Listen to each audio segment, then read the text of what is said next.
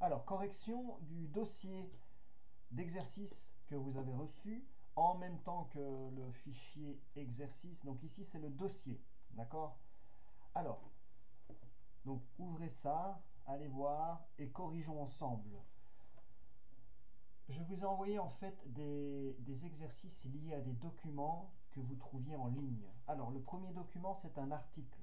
Donc, lisez cet article et répondez aux questions suivantes. L'article, il est en lien ici. Donc, vous ouvrez le lien qui s'affiche là. Et le lien vous renvoie à cet article-ci. Donc, celui-là. Coronavirus et Internet. La consommation de la bande passante explose. Nouveau record atteint. Alors cet article est assez ancien vu que je vous ai envoyé ce dossier il y a quelques jours maintenant. Il date du 17 mars 2020. Mais c'est toujours d'actualité. C'est-à-dire qu'on consomme toujours autant maintenant de bandes passantes. C'est-à-dire que le réseau Internet est extrêmement employé en ce moment. Vu qu'on est tous confinés à la maison, mais on est tous sur Internet à faire différentes choses. Alors dans cet article, eh bien, je ne vais pas tout lire, hein, mais voilà, on va lire déjà le chapeau. En pleine crise du coronavirus et dans une situation de confinement des populations, le trafic Internet atteint des sommets.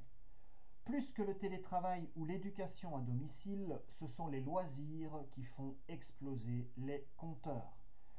Voilà, alors ici vous avez plus de détails dans l'article que je vous recommande de lire. Et on va répondre aux petites questions que je vous ai posées. Quelle est la conséquence principale du confinement sur l'utilisation du réseau Internet? C'est quoi la conséquence? Alors ici, ce qui est important, c'est au niveau de la consigne, hein, parce que certains ont répondu, mais de façon un peu alambiquée. Moi, je vous demande la conséquence principale du fait du confinement sur l'utilisation d'Internet. Eh bien, voici la réponse que vous auriez pu mettre. Eh bien, la conséquence, c'est que le trafic Internet est très élevé. Et dans l'article, on lit même que le réseau Internet est presque saturé. Voilà, c'est tout. Alors, deuxième question, on va rester ici. Cite les raisons pour lesquelles le trafic Internet explose en ce moment. Alors, en ce moment, c'était mi-mars 2020, nous sommes maintenant fin mars. Ça reste toujours pareil, hein. Alors, dans l'ordre, pourquoi est-ce que le trafic Internet explose? Eh bien, premier point, ce sont essentiellement les divertissements. D'accord? Donc, le fait de visualiser, de regarder des vidéos, YouTube, les réseaux sociaux, la télévision par Internet, Netflix et compagnie, et les jeux en ligne, extrêmement gourmands, hein, en bande passante. On télécharge énormément de choses. Alors, je peux ajouter aussi des vidéos d'un certain type. Souvenez-vous, on en avait parlé. Ça aussi, ça explose, hein. Alors voilà, les divertissements. Le télétravail. Donc beaucoup de gens sont obligés de télétravailler. Ça veut dire travailler chez soi. Mais on reste en contact avec les collègues à travers, je ne sais pas, des vidéoconférences par exemple. On s'envoie énormément de mails. Donc voilà, le télétravail consomme également énormément de bandes passantes. Et enfin, l'éducation à domicile. C'est ce qu'on essaie de faire là. Donc on s'enregistre, on fait des vidéos, on envoie des documents, tout ça passe par le réseau et tout ça consomme, hein. Donc voilà. Voilà ce qu'on aurait pu répondre à la deuxième question. Tout ça c'est dans l'article, hein, clairement. Voilà, ici dans l'article c'est noté, hein. Alors vous avez plus de détails, hein. Par exemple ici on voit qu'il y a des jeux qui sont gratuit, Call of Duty Warzone, je sais pas quoi, blablabla. On peut y aller jouer, il n'y a pas de problème, mais tout ça est gourmand en bande passante. Et oui, la bande passante, c'est ce que en fait est utilisé pour faire fonctionner le réseau Internet. Je ne vais pas plus loin. Ce qui est important ici à dire, c'est qu'on utilise énormément le réseau. Alors, question suivante. Alors ici, c'est un rappel de notre cours. On en avait parlé du réseau Internet, hein, vous vous souvenez, hein, on avait commencé le chapitre 3 avec ça. Alors, pourquoi surfer sur Internet a un impact sur l'environnement? Alors pour ça, je vous renvoie à une vidéo qui va vous rafraîchir un peu la mémoire et va vous permettre de répondre ici à la question. Alors on va regarder la vidéo ensemble. Alors la vidéo elle est là, hein. Elle est en lien, hein. Donc il est là le lien. Ok. Alors le lien vous renvoie à celle-ci. On y va. Oui, ça va. Alors. Est-ce que tu sais que chaque email que tu envoies pollue autant qu'un A380 qui fait un Paris-New York tous les jours? Bon, non, c'est pas vrai, hein, mais il pollue quand même. Est-ce que tu as déjà entendu parler du terme pollution numérique? Il y a pas mal de chances que non, puisque 3/4 de la population en a jamais entendu parler. En gros, c'est la pollution de tout ce qui touche aux nouvelles technologies. Donc bon, c'est ton ordi, ton téléphone, ta montre connectée, les sites internet que tu regardes, les emails que tu envoies, et même ton frigo s'il est connecté. Pour donner une image assez facile à comprendre, si Internet devait être un pays, ce serait le 3e pays le plus consommateur d'électricité du monde, derrière la Chine et les US. Internet, ça consomme pour le moment 7 à 8% de l'électricité mondiale, et ça pourrait monter jusqu'à 20% d'ici 2025. Donc bon, on parle vachement souvent de la pollution du voyage en avion ou du plastique, mais en fait celle d'internet, elle est vraiment pas négligeable non plus. Et ouais, parce qu'en gros, quand on parle d'internet, on va pas juste parler de ton petit téléphone ou de ton ordinateur. Là, quand tu es en train de regarder cette vidéo, ton téléphone il parle à une antenne 4G ou à ton routeur chez toi, et en plus il parle à d'autres équipements, donc des switches et des routeurs de ton opérateur, qui eux aussi consomment de l'électricité. Et il va y avoir plein de crans comme ça jusqu'à ce que tu arrives au serveur de YouTube, qui eux aussi consomment énormément d'électricité. Et en plus de consommer, ils sont refroidis par des climatiseurs, etc. Et donc le petit paquet de données qui se balade pour t'envoyer la vidéo, il fait des allers-retours des millions de fois par seconde. Est-ce que tu commences à voir le truc? En gros, il y a 4 gros trucs qui pompent de l'énergie sur Internet. Les centres de données, ce qu'on appelle les data centers, c'est tout simplement là où sont hébergés les serveurs des sites que tu consultes. Ensuite, il y a les équipements réseau qui construisent tous les chemins nécessaires à ce qu'Internet fonctionne. Après, forcément, il faut les fabriquer tous ces trucs-là, donc il y a une énergie de fabrication qui est pas négligeable. Autant pour construire ton petit ordinateur qu'un super ordinateur de la NASA. Et après, le 4e facteur, c'est qu'il y a des milliards de gens sur Terre qui utilisent leur téléphone tous les jours, donc qui le rechargent. Et donc tout ça, c'est clairement quelque chose qui est pas parti pour s'arrêter. On a de plus en plus d'équipements, ils sont de plus en plus gourmands en énergie parce qu'ils sont de plus en plus puissants, et il y a de plus en plus de monde sur Terre qui a accès à Internet. Donc la pollution d'Internet, elle est en train de monter. Bon, le concept de pollution sur Internet est tellement gros qu'on va se concentrer sur un aspect qui est le stockage des données dans les data centers. Et plus particulièrement, juste sur les emails, pour voir ce que ça donne. Alors, est-ce que dans le monde, tu pourrais me dire combien d'emails sont envoyés par jour? Vas-y, je te laisse quelques secondes, là, il y a un petit sondage qui s'affiche, je te laisse répondre. Non, triche pas, juste clique sur quelque chose et puis tu verras. Bon, c'est bon là, on a répondu? Il y a presque 300 milliards de mails qui partent par jour sur Terre. 300 milliards!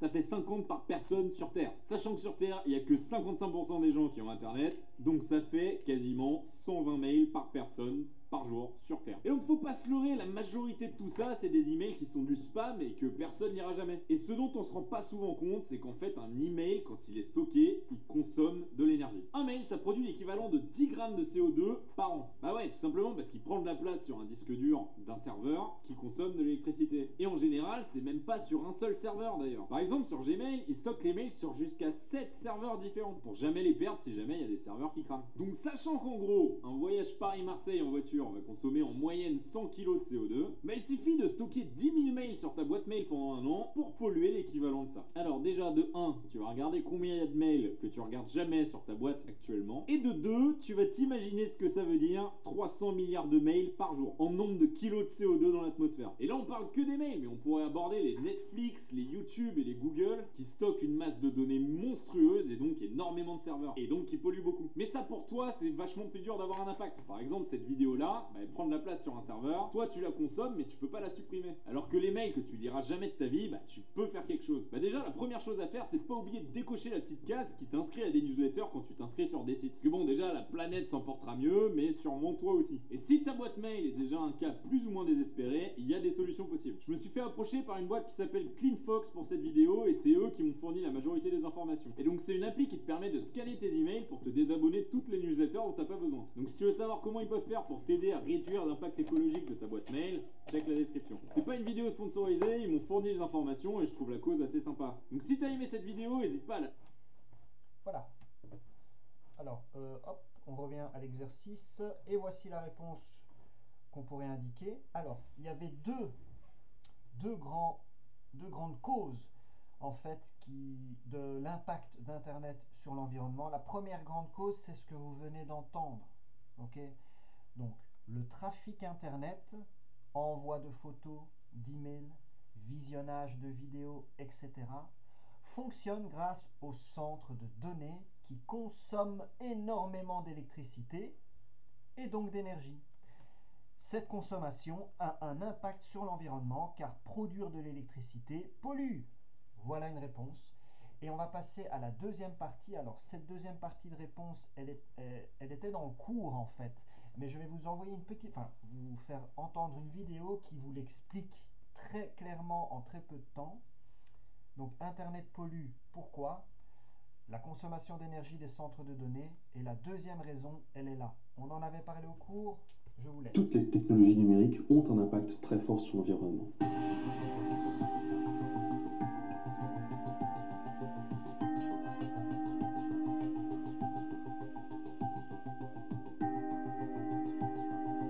Si votre téléphone portable est tout petit, c'est parce qu'il y a à l'intérieur un métal minuscule, mais qui produit une puissance décuplée par rapport à un métal normal.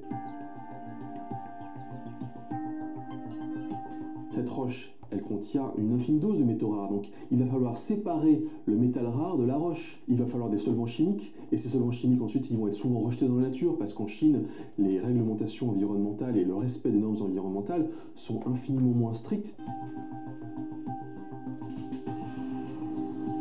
Il faut s'imaginer les odeurs, il faut s'imaginer à quoi ça ressemble, c'est en fait lunaire.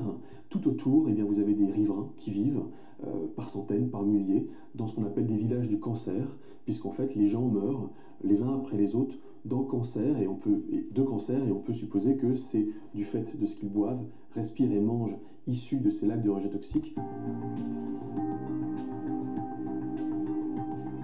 En France notamment, et dans les pays occidentaux, dans les années 80, on a commencé à appliquer des réglementations environnementales extrêmement strictes, et de facto, toutes les activités minières qui sont sales, et les activités de raffinage qui sont également sales, ont été délocalisées dans les pays tels que la Chine, qui étaient prêts à sacrifier leur environnement pour récupérer une part de la richesse produite par ces métaux rares. Comme il est plus intéressant financièrement pour les industriels, parce qu'ils cherchent le moindre coût, d'aller acheter du minerai raffiné directement à la mine, et bien du coup, on ne fait rien des métaux rares, et à l'arrivée, il y a certains métaux rares, une quantité de métaux rares, qu'on ne recycle quasiment pas, et pour certains d'entre eux, c'est même moins de 1% de leur quantité qu'on recycle. Et qu'est-ce qu'on en fait? On les jette dans la nature. Il y a la substitution. La substitution, c'est quoi? C'est de remplacer un métal rare énergivore par un autre métal rare moins énergivore. Ensuite, il faut faire ce qu'on appelle de l'éco-conception. L'éco-conception, ça veut dire que votre téléphone portable, au moment où il va être construit, fabriqué, eh bien, en fait, on va déjà penser en amont de sa fabrication à la façon la plus simple de le recycler. Il faut absolument recycler 100% des métaux rares, sans être décroissant. Il ne s'agit pas d'être décroissant. Il y a évidemment une nécessité d'être plus sobre et plus modéré dans notre façon de consommer.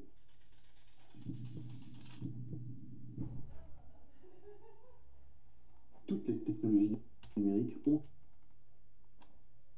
Voilà. Donc, deuxième partie de réponse, clairement, les appareils que nous utilisons pour surfer sur Internet, ordinateurs, tablettes, GSM, contiennent des métaux rares. Et récupérer ces métaux rares est extrêmement polluant.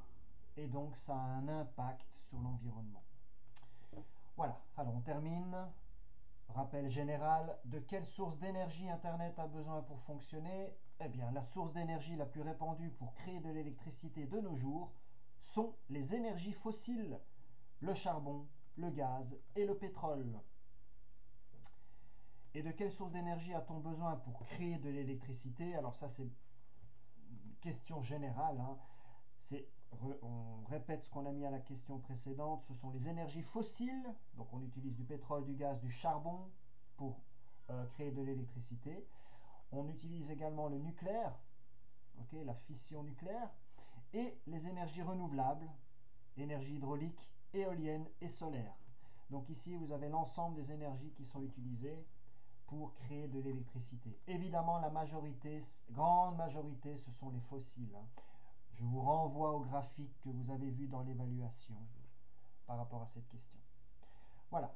Je vais manger et ensuite on fait l'autre question. Exercice suivant. cet exercice était en fait à réaliser sur la carte du monde. Alors c'est un exercice qu'on ne va pas corriger ici. Je vais faire une vidéo plus construite à part, car à travers cet exercice, on va mettre en évidence justement quelque chose que vous devez bien maîtriser. Deux choses que vous devez maîtriser. Alors les règles de base de la cartographie, ça on a travaillé beaucoup ça. Et un autre concept, un concept, c'est celui de la densité de population. Alors ça, on va le faire, je répète, dans une vidéo à part. En fait, je vous demandais de présenter, grâce aux règles de base de la cartographie, comment est-ce que la pandémie du Covid-19 s'est répandue. D'accord? Donc vous deviez vous baser sur la vidéo et sur une carte qui vous montre en fait la densité de population. Et là, il y avait une question, pourquoi certaines zones sont davantage contaminées que les autres? Alors, il y en a beaucoup, certains ont répondu correctement, hein, c'est lié évidemment à la densité de population. Donc voilà, donc ici, je vais passer, la vidéo, c'était celle-ci, donc on peut la revoir vite. Vous voyez, alors cette vidéo n'est plus à jour, hein.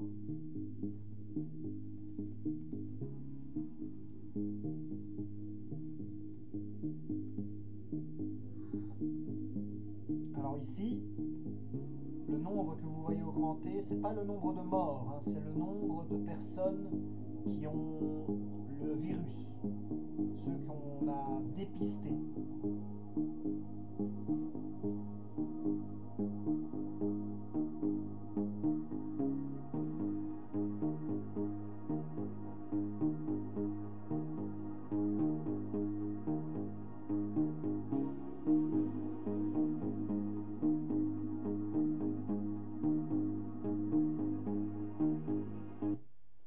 Bon, voilà, là ça s'est arrêté au 13 mars, hein. Donc en gros, on voit que ça concerne l'ensemble des continents. Donc le virus est présent sur l'ensemble des continents. Alors on va travailler de façon un peu plus précise, hein, sur les différentes parties du globe, et on va travailler, je l'ai déjà dit, sur le concept de densité de population. Ce sera pour une autre vidéo. Je passe à la question suivante. On revient, c'est la dernière. Alors ici, il y avait une dernière question. Il s'agissait de lire de nouveau un document, et encore une fois, c'est lié à ce qu'on a fait en cours. Voici le document que vous deviez lire. Semmelweis, le médecin hongrois qui apprit au monde à se laver les mains. Et oui, on en avait parlé, hein, je répète toujours la même chose, on en avait parlé en cours.